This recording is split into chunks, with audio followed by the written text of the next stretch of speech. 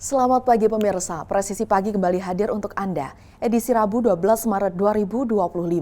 Selama 1 jam ke depan kami telah menyiapkan sejumlah informasi terkini. Bersama saya Brigpol Intan Anansih, kita lihat dulu 3 berita utama pagi ini. Kepolisian Resor Tarakan melalui tim Opsnal Satuan Reserse Narkoba berhasil mengamankan 2 tersangka terkait peredaran narkotika jenis sabu di Kota Tarakan. Penangkapan ini bermula dari laporan masyarakat mengenai aktivitas yang mencurigakan. Dalam semangat berbagi di bulan suci Ramadan, Polres Sragen bersama mahasiswa Universitas Nahdlatul Ulama Surakarta mengadakan kegiatan pembagian takjil gratis kepada masyarakat.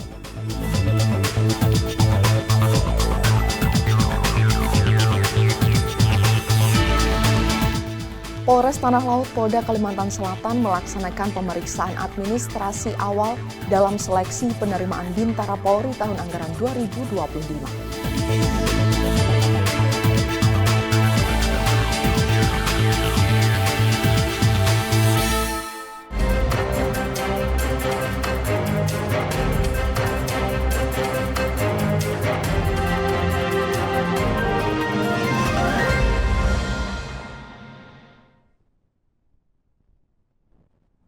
Kepolisian Resor Tarakan melalui tim Opsnal Satuan Reserse Narkoba berhasil mengamankan 2 tersangka terkait peredaran narkotika jenis sabu di Kota Tarakan.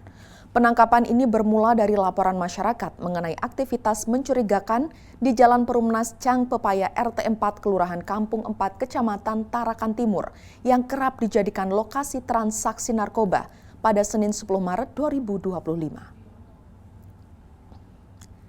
Kapolres Tarakan AKBP Adi Saptia Sudirna melalui Kepala Satuan Reserse Narkoba AKP Yudit Dwi Prasetyo mengatakan bahwa pengungkapan kasus ini merupakan tindak lanjut dari laporan masyarakat. Tim Opsnal Satres Narkoba melakukan penyelidikan pada Jumat 7 Maret 2025 sekitar pukul 10 waktu Indonesia Tengah. Sekitar pukul 10.15 waktu Indonesia Tengah, petugas mencurigai sebuah rumah dan mengamankan seorang pria berinisial AY. Selanjutnya dilakukan penggeledahan yang disaksikan oleh Ketua RT setempat. Dari hasil penggeledahan ditemukan barang bukti berupa 4 klip bekas pembungkus sabu, 2 serokan dan 1 unit ponsel merek Samsung berwarna biru. Saat memeriksa ponsel milik AY, petugas menemukan komunikasi melalui WhatsApp dengan seorang pria berinisial CW. Berdasarkan temuan tersebut, sekitar pukul 6 pagi waktu Indonesia Tengah, tim melakukan pengembangan dan berhasil mengamankan CW di Jalan Binalatung RT 12 Kelurahan Pantai Amal, Kecamatan Tarakan Timur. Penggeledahan kembali dilakukan dengan disaksikan oleh Ketua RT setempat. Dari hasil pemeriksaan ditemukan 3 bungkus narkotika jenis sabu yang diakui sebagai milik CW. Dari hasil interogasi, CW mengaku mendapatkan narkotika tersebut dari AY. Saat ini kedua tersangka beserta barang bukti telah diamankan di Mako Polres Tarakan untuk menjalani proses hukum lebih lanjut. Kasus ini menjadi bukti nyata komitmen Polres Tarakan dalam memberantas peredaran narkoba di wilayahnya. Pihak kepolisian juga mengimbau masyarakat untuk terus berperan aktif dalam memberikan informasi guna menjaga keamanan lingkungan dari bahaya narkotika.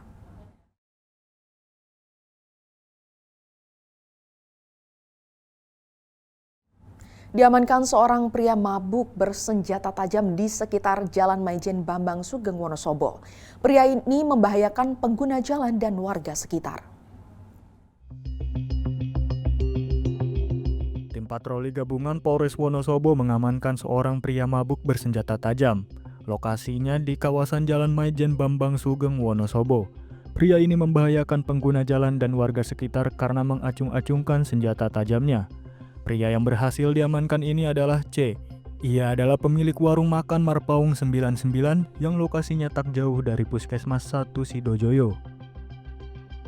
Kejadian berawal pada Sabtu malam sekitar pukul 23 waktu Indonesia Barat. Tim patroli Polres Wonosobo yang berada di alun-alun dapat laporan dari pengendara bahwa ada pria mencurigakan membawa senjata tajam yang tak lain adalah C. Ada seorang laki-laki dalam keadaan mabuk dan ngamuk di tengah jalan sambil mengacung-acungkan sebilah golok. Dan hari ini juga ada kerugian material karena ada pengguna jalan yang lewat sudah sempat dibacok mobilnya. Petugas segera menuju lokasi dan mendapati pria itu memegang sajam di depan warung. Saat didekati, pelaku malah mengacungkan senjata dan menolak untuk menyerah. Petugas yang berupaya melumpuhkan pelaku mendapat bantuan tambahan dari rekan anggota kepolisian. Namun tak disangka, seorang pengendara sepeda motor tanpa identitas menabrak pelaku dari belakang. Situasi ini membuat pelaku terjatuh dan berusaha melarikan diri ke arah warung miliknya. Setelah upaya pengejaran, petugas berhasil mengamankan pelaku. Dari tangannya, polisi mengamankan sebilah parang dengan panjang 45 cm bergagang kayu. Polisi menjerat pelaku dengan Undang-Undang Darurat Nomor 12 Tahun 1951 Pasal 2 Ayat 1 yang mengatur kepemilikan senjata tajam secara ilegal. Atas kejadian ini, kepolisian mengimbau masyarakat untuk selalu waspada dan melaporkan segera jika menemukan tindakan yang mengancam keamanan dan ketertiban masyarakat. Dari Humas Polres Wonosobo melaporkan untuk Polri TV. Ada saja ulah nakal produsen minyak goreng. Contohnya seperti di Subang, Jawa Barat. Tak cuma memproduksi secara ilegal, polisi juga membongkar minyak goreng berlabel minyak kita yang dikemas tak sesuai standar. Berikut laporannya untuk Anda.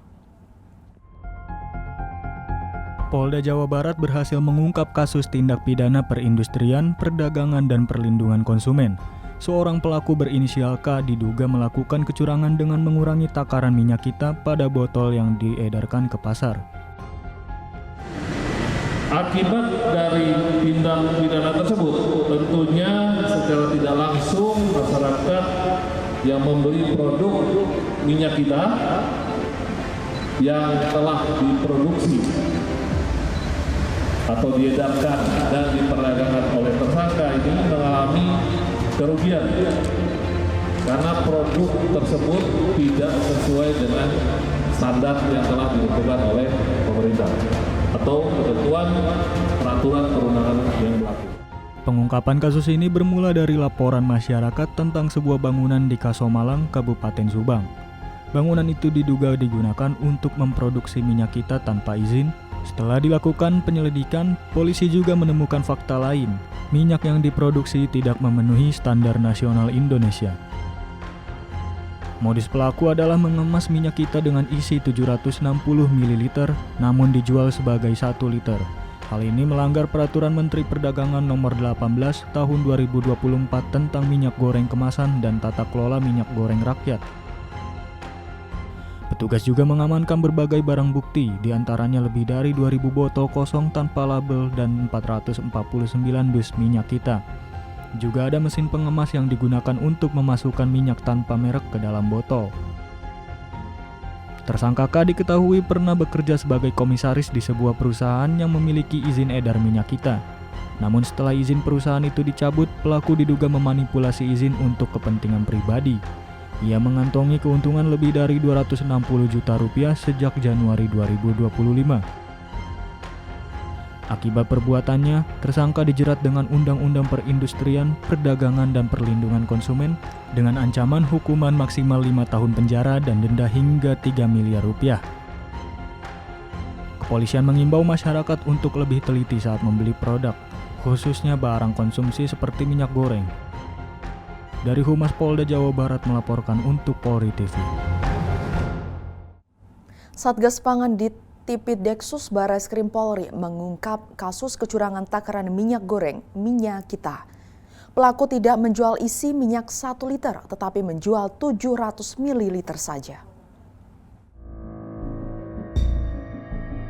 Dari hasil peninjauan ditemukan penjualan minyak kita di atas harga eceran tertinggi. Selain itu, pelaku mengurangi jumlah isi minyak goreng yang harusnya diisi 1 liter.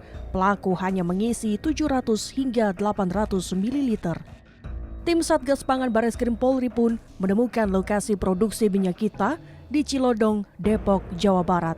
Polisi akhirnya mengamankan satu pelaku berinisial AWI yang berperan sebagai pemilik dan penanggung jawab kegiatan usaha tersebut.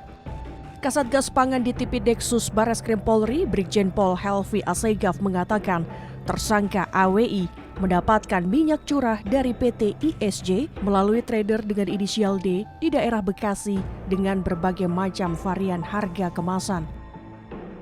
Berdasarkan hasil pemeriksaan penyidikan daripada penyidik terhadap tersangka, bahan baku minyak goreng curah tersebut, usaha tersebut didapatkan bahan bakunya dari PT ISJ melalui trader bernama D di daerah Bekasi dengan harga 18.100 per kilo. Ya. Kemudian tersangka mendapatkan kemasan botol dan pouch dari trader PT MGS di daerah Kota Bekasi, Jawa Barat dengan harga untuk kemasan botolnya Rp930 per botol, per piece ya. Dengan kemasan pouch harganya Rp680 per piece. Dan ada juga yang kemasan untuk 2 liter itu Rp870 per piece. Itu untuk pouch-nya atau tempatnya. Dari hasil penyelidikan, polisi mengamankan beberapa barang bukti seperti 450 kemasan minyak kita, 1 buah surat jalan, 180 dus minyak kita kemasan pouch bag, 73 filing machine, dan 10.560 liter minyak goreng. Ditjen Industri Argo Kemenperin, Putu Juli Ardika mengapresiasi kinerja di Tipideksus Bareskrim Polri yang telah mengungkap kasus tindak pidana minyak kita ini. Tindakan ini merupakan dukungan Polri dalam penegakan hukum dan pencegahan demi terwujudnya program Astacita Presiden Prabowo. Dari Jakarta, Jelang Baskara, Willy Amanda, Polri TV. Ditreskrimsus Polda Gorontalo mengamankan 4 pelaku mengemas ulang minyak kita ke dalam botol bekas air mineral yang tidak sesuai standar SNI.